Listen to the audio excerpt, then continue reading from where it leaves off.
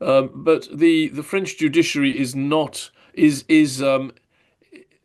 unlike the British judiciary, and the British judiciary have shown themselves able to do some pretty extraordinary things in recent years. If one's thinking about the extension of judges' political interventions. But Mm. in France, the judiciary is, in a sense, a politicized body. It's the appointments of judges. It is a profession in a sense. It's part of the civil service, and so promotions and so on are dependent on to some extent on behavior. So one couldn't say that the French judiciary is entirely separated from political considerations. But I don't know, John will know better than I, but I mean, I think it's quite possible that this is something that the prosecutors and the judges themselves are very eager to do as being part of a generally fairly liberal establishment and who are certainly not averse to taking the opportunity to put a spoke in the wheels of a movement which they think is extremely dangerous for France. And of course, they might be right about that. It's none of us knows what would happen if the Rassemblement National ever actually came, or the Ralliement National ever actually came to power.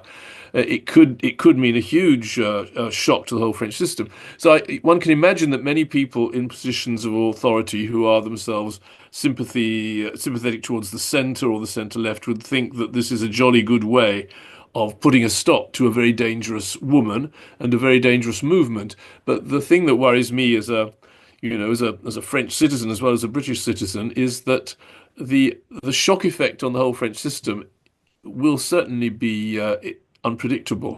Yes, and the French judiciary, I'm afraid, does have form on this. As some of you may remember, or some of the listeners and will remember, in 2013, the media got into one of the trade unions because French judges are trade unionized, and got into one of their staff rooms where they had a series of photographs on the wall of the Syndicat de la Magistrature of all of the people under what they called the Mur des Cons, which translated rather euphemistically means the wall of bastards. And on that were a number of right-wing politicians and other people of the right, intellectuals and others. And this became widely known. And ever since, the French in general have a rather jaundiced view of the impartiality of their judges.